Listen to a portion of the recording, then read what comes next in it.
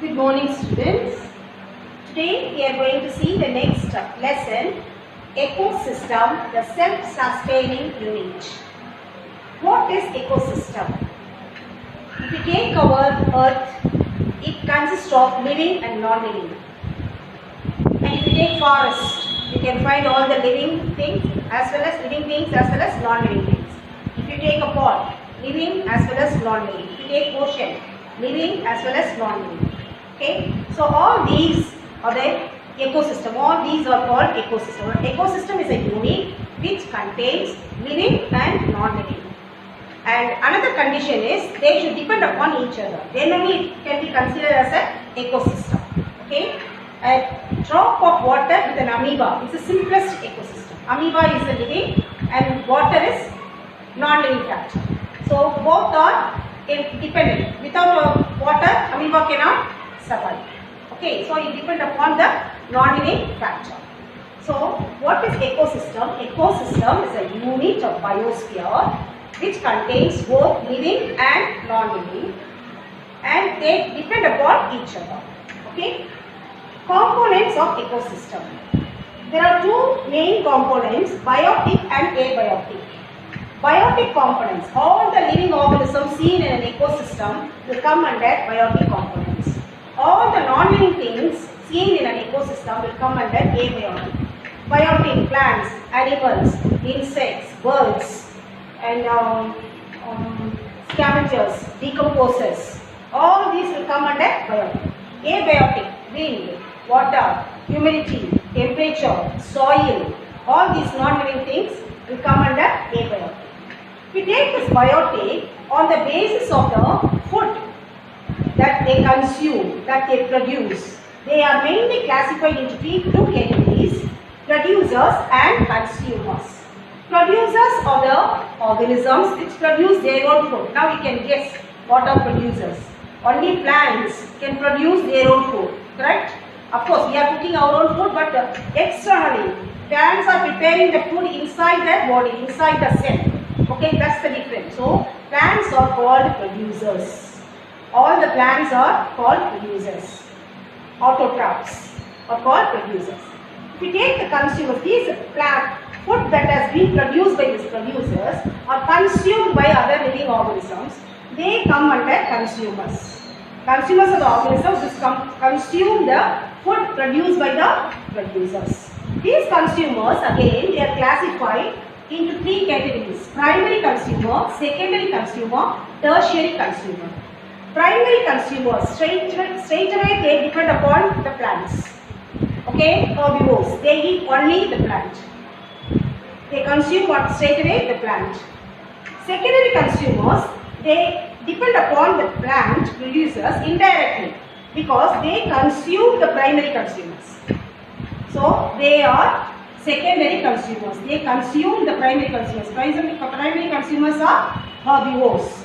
And secondary consumers are carnivores which consume the primary consumers. Suppose if you take deer, it's a primary consumer. It eats only plant. And the lion eat the deer. Secondary consumer. Okay, flesh eating. Then tertiary consumers, they consume. They are also indirectly depending upon this producer. They consume this secondary flesh eating animal. Secondary consumers are called as tertiary consumer. Vulture will come under tertiary consumer. Okay, so primary consumer directly depend upon the plants. Herbivores, they eat only the plants. Secondary consumers, they eat the flesh of primary consumer. They are carnivores. And tertiary consumer, they eat the flesh of secondary consumer. Flesh eating the carnivores, they eat carnivores. Okay. Then, other than this, we can see this consumers as herbivores, carnivores, omnivores. Is it no? Herbivores will depend upon only the plants. Herbivores are the organisms which consume only the plant products. Carnivores are the organisms which consume only the flesh.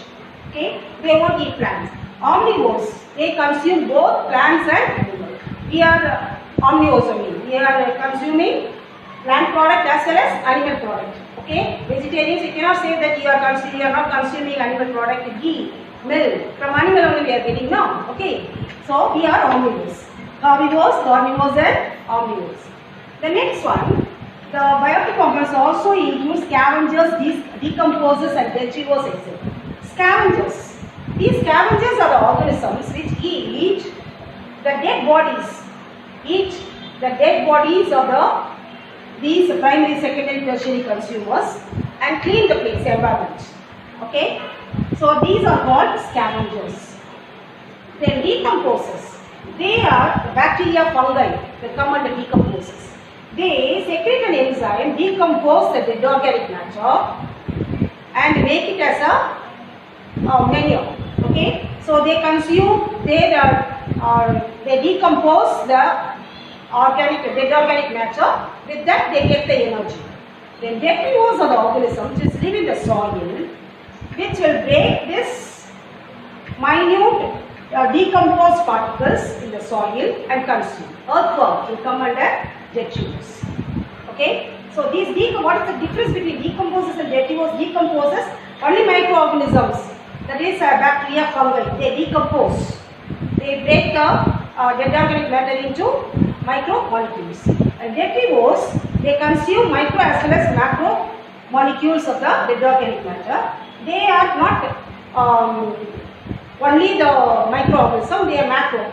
Earthworm, we can see with our naked. So all these things will come under biotic components. Okay. So next we are going to see some more connections seen between these producers, consumers. Okay, how the energy flows between these energy level, ecological pyramid. All these next we are going to see.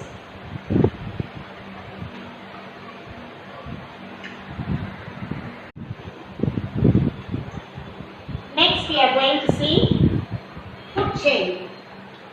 If you take the food eaten by other organisms, food produced and that produced food is eaten by other organisms, we can take a chain in between the organisms.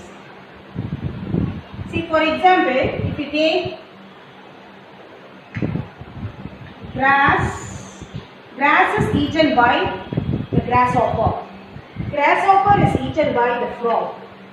Frog is eaten by the snake. Snake is eaten by the vulture. Okay, so it forms a chain that is called food chain.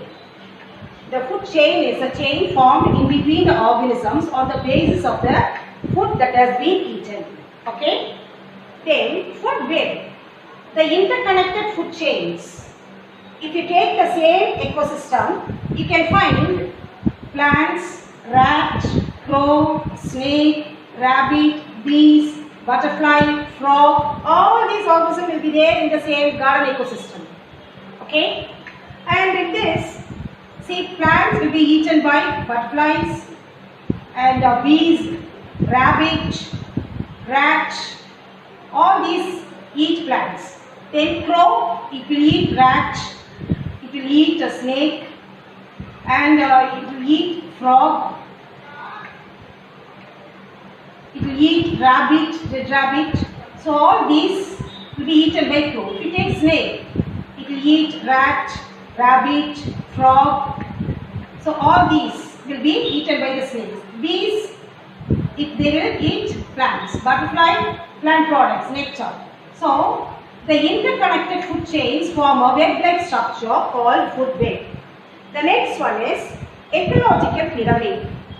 If you take all these biotic factors in the ecosystem and count the number, you will get a pyramid-like structure.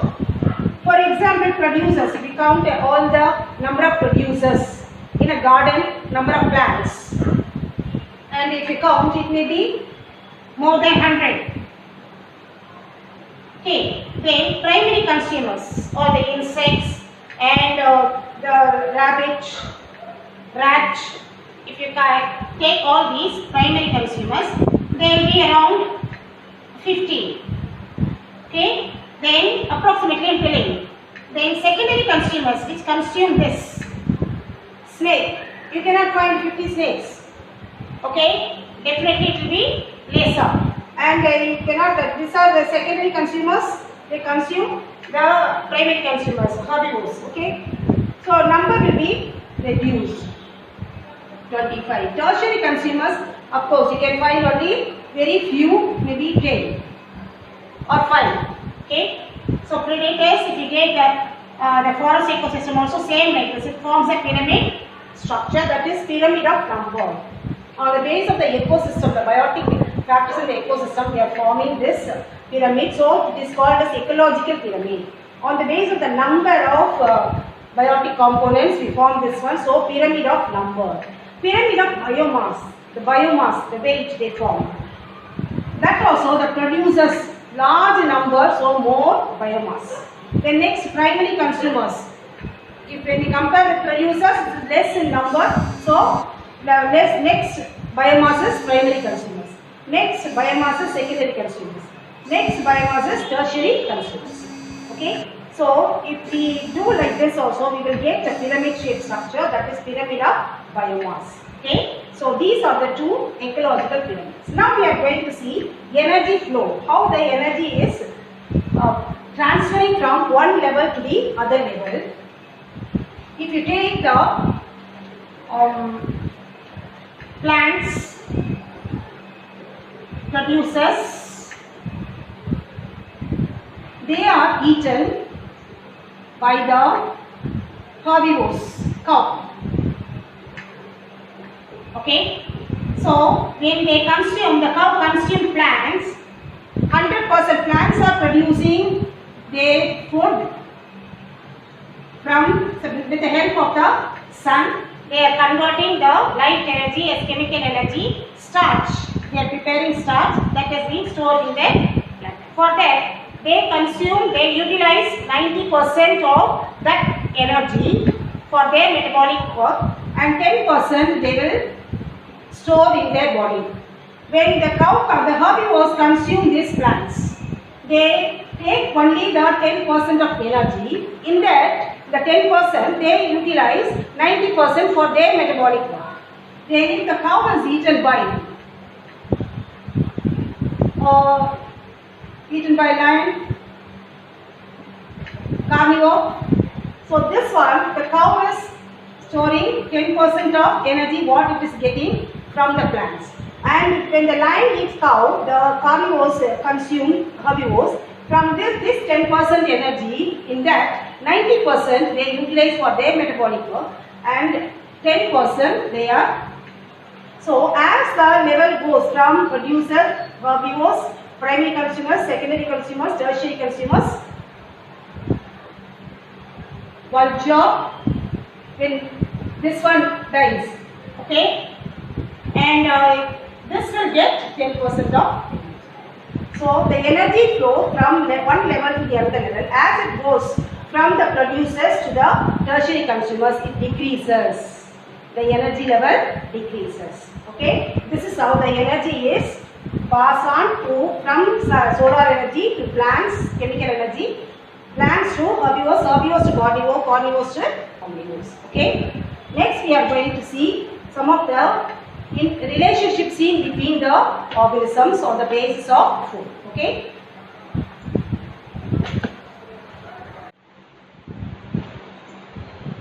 Next, we are going to see interdependence between organisms. Symbiosis.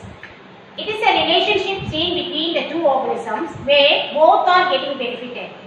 For example, nitrogen fixing bacteria, Rhizobium, lives in the root nodules of leguminous plants, and the plants give shelter and nourishment to the bacteria, and bacteria absorb the atmospheric nitrogen and fix it in the soil as soil nitrogen, make it available for the plants to utilize. Okay, so both plants are getting benefit from bacteria, bacteria are getting benefit from the plant. The relationship seen between the two organisms where both are mutually benefited or called, that relationship is called symbiosis. The next one, parasitism. Parasitism is the relationship seen between two organisms where one is affected, the other one is benefited. Okay, one is affected, the other one is benefited. For example, the parasites lives in our body.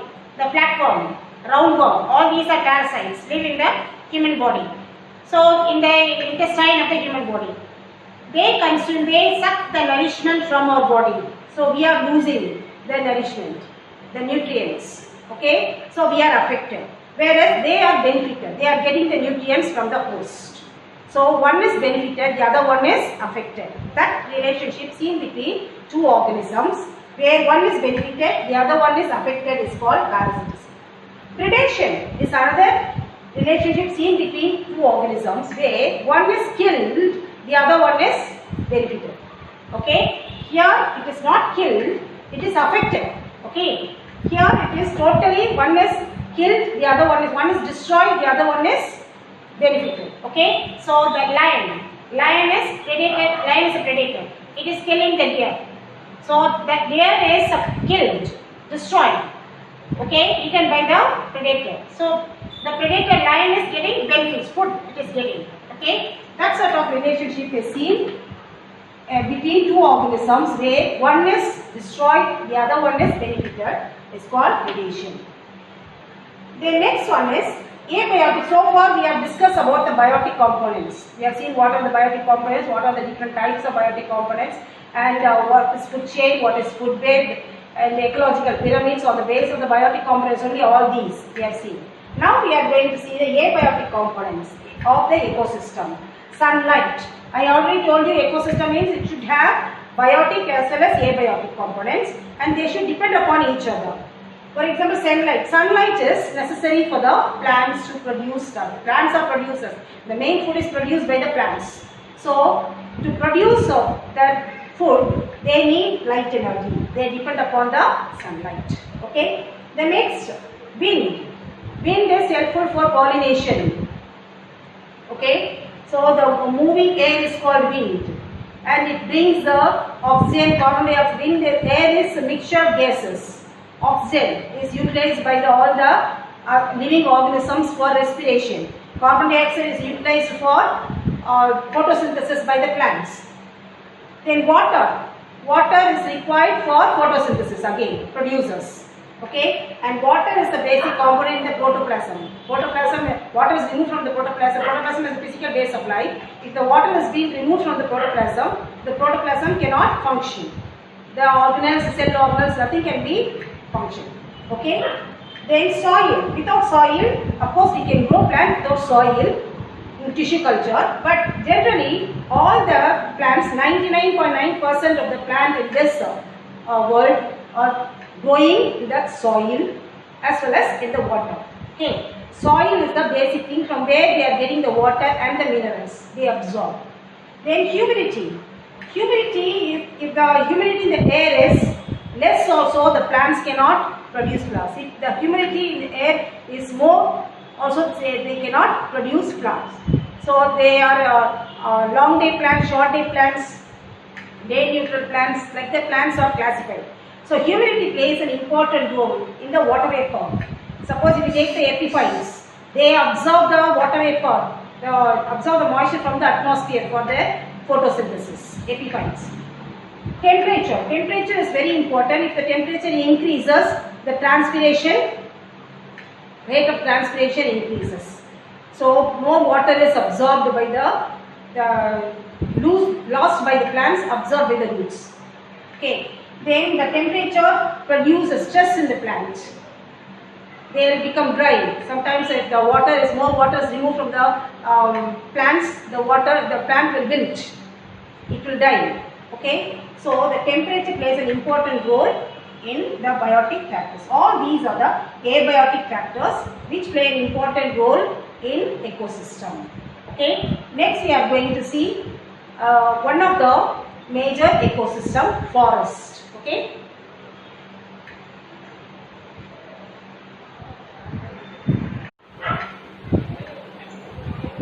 We take the ecosystem. Ocean is an ecosystem, forest is an ecosystem, pond is an ecosystem, and garden is an ecosystem. Okay. Now we are going to see one of the ecosystem, forest ecosystem.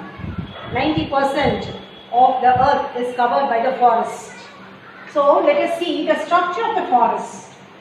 If you take any forest, it will be having emergent layer, the tallest trees which can reach the sunlight, which can directly get the sunlight.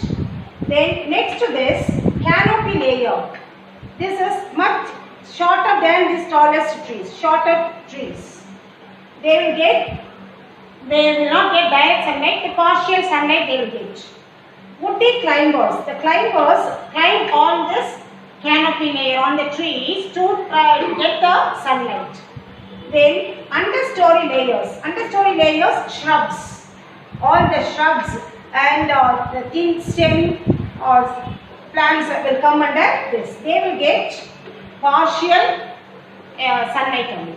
Then forest floor. If you take the forest floor, it is fully covered by the dry leaves, then dead organic stones, all these things. There is no chance of getting sunlight. And the herbs which are seen growing just above the ground.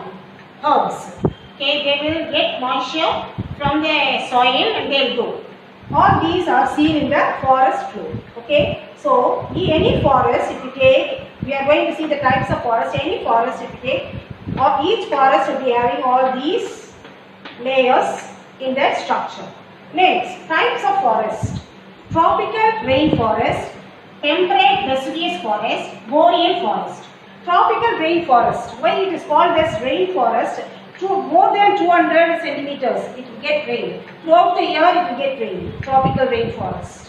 Okay. And before going to this one, I want to say these two words: flora and fauna. Flora means all the plants. What are the plants seen in that particular forest? And fauna, all the animals which are seen, including the insects, birds, everything together will come under fauna. Okay. So whenever we are discussing this forest, we have to see where it is found, what are the characteristic features, what type of flora is seen, what type of fauna is seen. Okay. So next, if you take the temperate deciduous forest, here this deciduous forest, evergreen forest. There are two types: deciduous forest and evergreen forest. Deciduous forest is the leaves will be fallen. Okay. Evergreen forest, the leaves will not be. They won't withdraw all the leaves. That's the difference. Okay. So that will come under temperate deciduous forest. Then boreal forest, all the conifers will come under this boreal forest. They are also called as taigas. All these you are studying in geography under forest. Okay. So this boreal forest also called taigas. Coniferous, especially coniferous plants which produce their flowers in the cones, cone bearing plants, all the gymnosperms. Okay, all these are trees you can see in boreal forest. Each forest, please go through your text. Each forest, what is the characteristic features and what are the flora seen in the forest, what are the fauna seen in the forest. If you know that one, you can write about this particular forest. Okay, so you have to discuss, you have to learn like this only, the three types of forest and what are the characteristic features, what are the flora and fauna seen in each forest. With this, we are finishing the ecosystem, the self-sustaining unit lesson. Okay, bye.